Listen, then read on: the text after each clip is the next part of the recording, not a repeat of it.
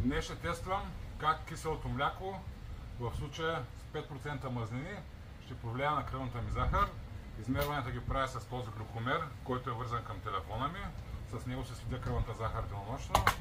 Не съм диабетик, но обичам да тествам храните, как влияят на кръвната ми захар. Ще изям един сървинг, който е 170 грама.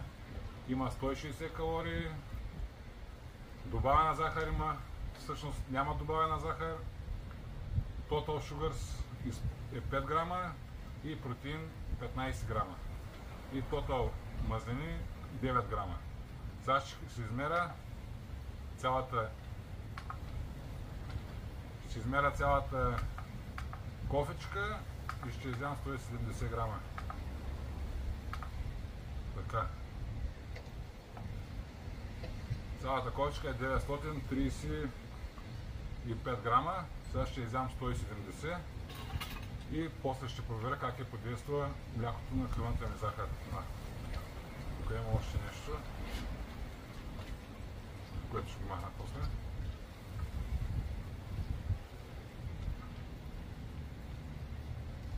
Доста е мазничко, 5%.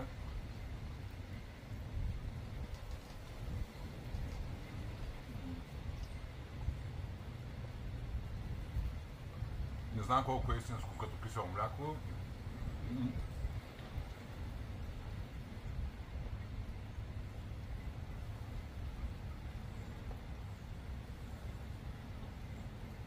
До тук съм изял.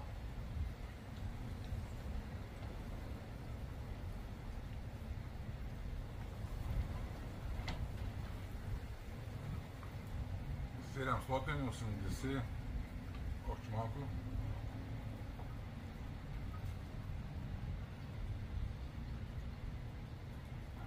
Така, изял съм 175 грама от киселото мляко.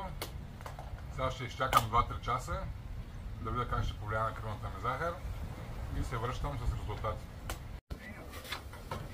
Така, около 2 часа и половина по-късно да видим какво показва кръвната захар след консумацията на йогурт или кисело мляко 5%. Замерванията ги правя с този Dexcom G7 глюкомер. Тук може да видим, че преди да почна да ям киселото мляко, кръвната ми захар е била 5,4, след което стига до 6,1, което е само с 7/10, което е абсолютно нищо. Така че киселото мляко с 5% масленост е много добра храна, не повишава кръвната захар, така че може да се го консумирате спокойно.